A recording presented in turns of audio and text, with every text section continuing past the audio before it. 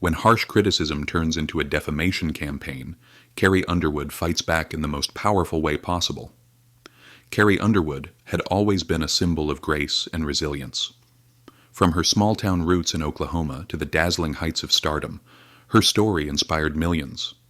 But what unfolded after her inaugural performance was unlike anything she or her fans could have anticipated. It was supposed to be a night of celebration. Carrie had handpicked to perform a heartfelt rendition of the national anthem. At the swearing-in ceremony of a newly elected official, she was poised to deliver an unforgettable moment. The performance itself was flawless, her voice soaring as it always had, but it was her choice to perform that set off an avalanche of criticism. By the next morning, headlines were ablaze. Prominent liberal TV hosts used their platforms to dissect every aspect of her appearance, from the symbolism in her outfit to perceived political undertones in her song choice. What began as biting commentary soon escalated into accusations of promoting divisive ideals. Social media turned into a battleground, with hashtags trending both in her support and against her. For someone who had always tried to steer clear of political controversy, this was uncharted territory. The public debate quickly spiraled out of control, taking on a life of its own. Yet, amidst the chaos, Carrie stayed silent, watching, waiting, and, as it would later become clear, preparing. Because Carrie Underwood isn't just a performer, she's a fighter, and what she was about to do would shock the nation. But this was only the beginning of a story that would challenge everything we think we know about freedom of speech, media accountability, and the personal cost of public criticism. The night of the performance was one of those rare moments where everything seemed to stop. Cameras zoomed in on Carrie Underwood as she stood on the grand stage in Washington, D.C., the Capitol gleaming behind her. She wore a simple yet elegant white dress, her signature blonde hair cascading over her shoulders. The air was heavy with anticipation. As the first notes of the national anthem rang out, there was no denying the power in her voice. It wasn't just a song, it was a message, a unifying cry that seemed to resonate with the crowd gathered to witness history. But while many applauded her performance as heartfelt and pure, others saw it differently. The criticism started almost immediately. Some claimed her choice of dress carried political symbolism, too stark, too deliberate. Others scrutinized the slight change she made to the arrangement, interpreting it as a veiled critique of the administration she performed for. One prominent TV host called it a calculated PR stunt, while another accused her of selling out her values for visibility. But what truly lit the firestorm was a widely shared clip from the event. In it, Carrie finished her performance and briefly exchanged a smile and handshake with the newly elected official. For her critics, that was all they needed. They began painting her as someone aligning herself with divisive policies, a narrative that quickly gained traction. Within hours, Twitter exploded with reactions. "How could she?" wrote one critic. "This isn't the Carrie we knew." Others questioned her integrity, suggesting she had abandoned the small-town values she often sang about in favor of political opportunism. Fans rallied behind her, flooding social media with messages of support. To them, Carrie was simply doing her job, singing a song, not making a statement. But her silence in the days following the event left room for speculation to fester. Every news cycle seemed to amplify the outrage, and soon it wasn't just about her performance, it was about her as a person. And yet, Carrie didn't flinch. She remained quiet, absorbing every jab and headline, waiting for the perfect moment to make her move. The aftermath was relentless. Every news channel, podcast, and social media feed seemed to dissect Carrie Underwood's performance. The liberal TV show hosts at the center of the controversy wasted no time in amplifying their critiques. Each segment felt sharper, more personal, and calculated to fuel the narrative that Carrie's actions were more than just a performance. They were a political statement. One show, known for its provocative commentary, played clips of her smiling at the newly elected official on a loop. "Is this the face of a neutral artist?" the host questioned, their tone dripping with sarcasm. Another host took aim at her lyrics, referencing an old song of hers and twisting its meaning to imply she'd always harbored certain political leanings. The accusations grew more far-fetched, with some commentators even questioning her faith. Something she had always held close to her identity. The audience wasn't passive either. Online forums and comment sections turned into battlegrounds, with supporters defending her authenticity and critics calling for boycotts of her music. Hashtags like Yumar Carrie Underwood, Exposed, and Carrie Stands Strong trended simultaneously, reflecting the deeply divided public opinion. Amidst all this noise, the Liberal hosts didn't stop at commentary. They brought in experts, body language analysts, and political commentators to pick apart every frame of her performance. Their broadcasts blurred the line between criticism and outright defamation, with insinuations that Carrie's motives were insidious and self-serving. For days, Carrie remained silent. To some, this was a sign of guilt. To others, it was proof of her grace under pressure. Behind the scenes, however, Carrie and her team were documenting every comment, every accusation, and every unsubstantiated claim. And when she finally spoke, it wasn't through a tweet or a press conference. It was through a defamation lawsuit that would send shockwaves across the entertainment industry. When Carrie Underwood finally broke her silence, she did it with precision and intent. Her legal team filed a defamation lawsuit against the network hosting the Liberal TV show, naming the prominent hosts individually. The suit alleged that their commentary had crossed the line from criticism into outright falsehoods, tarnishing her reputation and causing emotional and professional harm. The legal document was as detailed as it was damning. It outlined how the hosts' repeated insinuations of her supposed political leanings were baseless and defamatory. It also highlighted their deliberate misrepresentation of her handshake with the official and the way they amplified false narratives to drive ratings. Carrie's team cited specific segments where the host questioned her faith and personal values, accusing them of attempting to dismantle her character rather than critique her performance. News of the lawsuit spread like wildfire. The same networks that had criticized her now scrambled to cover the story, some of them toning down their rhetoric as they dissected the legal implications. For Carrie's fans, it was a moment of vindication. Finally, one wrote on social media, she's standing up for herself and showing them they can't just tear people down without consequences. But not everyone was in her corner. Critics claimed the lawsuit was an attack on free speech, with some accusing Carrie of being unable to handle public criticism. The Liberal hosts at the center of the lawsuit doubled down, stating that their commentary was protected by the First Amendment. One host even mocked the lawsuit on air, calling it a desperate attempt to silence the truth. Carrie, however, stayed firm. In a brief public statement, she expressed that the lawsuit wasn't about suppressing freedom of speech, but about holding people accountable for crossing ethical boundaries. Words have power, she said, and with that power comes responsibility. As the case moved forward, the court of public opinion remained deeply divided. News anchors and commentators across the political spectrum debated whether Carrie's move was a bold stand for accountability or a chilling precedent for media freedom. And while the debate raged on outside the courtroom, inside the stage was set for a legal battle that promised to reveal far more than anyone had anticipated. The courtroom was packed with journalists, fans, and curious spectators. When the trial began, the air was thick with anticipation as Carrie Underwood entered, her presence poised yet undeniably resolute.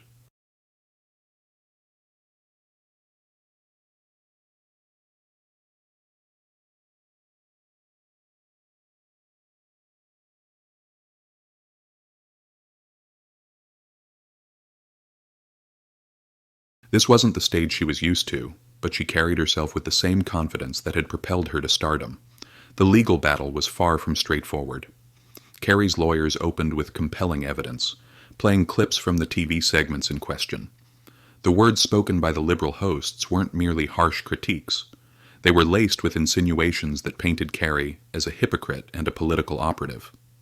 Each clip seemed more damning than the last, showing how the hosts had built a narrative.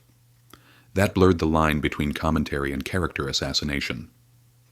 The defense fired back, arguing that their commentary was protected under the First Amendment. "We have the right to criticize public figures," one of their attorneys declared. Carrie Underwood is no exception. But Carrie's team was prepared. They introduced emails from producers of the show, leaked during discovery, which revealed discussions about pushing the narrative to increase ratings. The messages included directives to frame Carrie's performance as politically charged, regardless of her actual intentions. The courtroom buzzed, as these revelations unfolded, with murmurs rippling through the audience. Then came Carrie's turn to testify. She spoke with quiet determination, recounting the emotional toll of being vilified in the media. "I've spent my entire career trying to bring people together through music," she said. "But these false accusations have tried to define me in ways that aren't true, and have hurt not just me, but my family." Her voice cracked slightly as she described the impact on her children, who couldn't understand why their mother was being attacked on television. The most dramatic moment came when Carrie's lawyer presented the final piece of evidence, a secretly recorded conversation between two of the show's producers. In the tape, one producer admitted that the hosts had exaggerated their claims to make the segments more controversial. "Controversy sells," the producer said bluntly. The courtroom erupted and the judge called for order. The defense scrambled to mitigate the damage, but the momentum had clearly shifted. Even the public, which had been so divided, seemed to take notice of the manipulative tactics exposed during the trial. But the question remained: would the jury see this as a clear case of defamation, or would they side with the host's claims of free speech? The verdict was just around the corner, and the stakes had never been higher. As the courtroom drama unfolded, the world outside seemed just as polarized. News outlets on both sides of the political spectrum dissected every word, every revelation, and every testimony. Social media platforms became battlegrounds for heated debates about freedom of speech, the ethics of media criticism, and the responsibilities of public figures. Supporters of Carrie Underwood flooded platforms like Instagram and Twitter with messages of encouragement, using hashtags like #StandWithCarrie and #TruthMatters. "This isn't just about her," one fan tweeted. "It's about how we let media treat people. She's fighting for something bigger." On the other side, critics accused Carrie of trying to stifle the media and suppress free speech. Prominent pundits argued that the case set a dangerous precedent. "If public figures can sue over harsh criticism," one commentator stated, "where does it end?" This could silence the press. But it wasn't just about Carrie anymore. The leaked emails and recorded conversation had sparked a much larger conversation about the ethics of sensationalism in media. Panels of journalists debated the line between fair commentary and targeted defamation. Public figures came forward to share their own experiences of being misrepresented, further fueling the discourse. In coffee shops and offices, the average American weighed in. Some sympathized with Carrie, recognizing the toll of such public scrutiny. Others worried about the implications of holding media outlets legally accountable for their opinions. The nation was gripped by the case, not just for the drama, but for what it revealed about the ever-blurring boundaries of media: truth and accountability. Despite the noise, Carrie stayed quiet, appearing calm and focused during her courtroom appearances. She let the evidence speak for itself, refusing to engage in the public tit-for-tat. Her restraint only added to the intrigue surrounding the trial, leaving everyone guessing how it would end. The final arguments loomed, and as the trial neared its conclusion, the spotlight shifted back to the courtroom, where the fate of this extraordinary battle would soon be decided. The courtroom was silent. As the jury returned with their decision, the foreperson stood, the weight of the moment evident in every measured word. "We find in favor of the plaintiff, Carrie Underwood." The words landed like a seismic shift. Carrie's face remained composed, but the subtle rise of her shoulders betrayed the enormous weight she'd been carrying. The verdict was a resounding victory. The jury had determined that the hosts and their network had indeed crossed the line, defaming Carrie with reckless disregard for the truth. Damages were awarded in the millions, not just as compensation, but as a statement about accountability in media practices. The public reaction was swift and loud. Supporters of Carrie celebrated the verdict as a triumph for fairness and integrity. "This isn't about silencing criticism," one fan posted. "It's about drawing a line when that criticism becomes harmful lies." Others viewed it as a much-needed reckoning for sensationalist media, applauding Carrie for taking a stand, not just for herself, but for everyone who's ever been wrongfully dragged through the mud by headlines. On the other hand, critics decried the decision as a chilling blow to free speech. Opinion pieces questioned what this would mean for journalists, especially those who comment on public figures. Some of the accused hosts remained defiant, stating they would appeal, but their reputations had already taken a serious hit. For Carrie, the victory was bittersweet. In an emotional statement outside the courthouse, She thanked her fans for standing by her. "This was never about silencing anyone," she said, her voice steady despite the clear emotion in her eyes. "It was about truth. Words matter, and they have real consequences. I hope this reminds everyone in the media to choose them wisely." She spoke about the toll the trial had taken, not just on her, but on her family. She admitted there were moments she wanted to walk away, to let the storm pass, but she stayed the course, driven by a belief that the fight was bigger than her. "This wasn't just about clearing my name," she said. "It was about reminding all of us that accountability matters, no matter how powerful the platform." In the months that followed, the case left a lasting imprint. Media organizations reevaluated their editorial practices, cautious of the lines they were now hesitant to cross. For fans and viewers alike, the trial served as a reminder of the humanity behind the headlines, urging a shift toward more thoughtful and ethical discourse. Carrie's battle had been hard fought, but it left an undeniable message. Standing up for yourself, even in the face of overwhelming criticism, can lead to meaningful change. Carrie Underwood's journey wasn't just about winning a legal battle. It was about reclaiming dignity and truth in a world that often sacrifices them for the sake of controversy. Her story is a reminder that while public figures are under constant scrutiny, they are still human beings deserving of respect and fairness.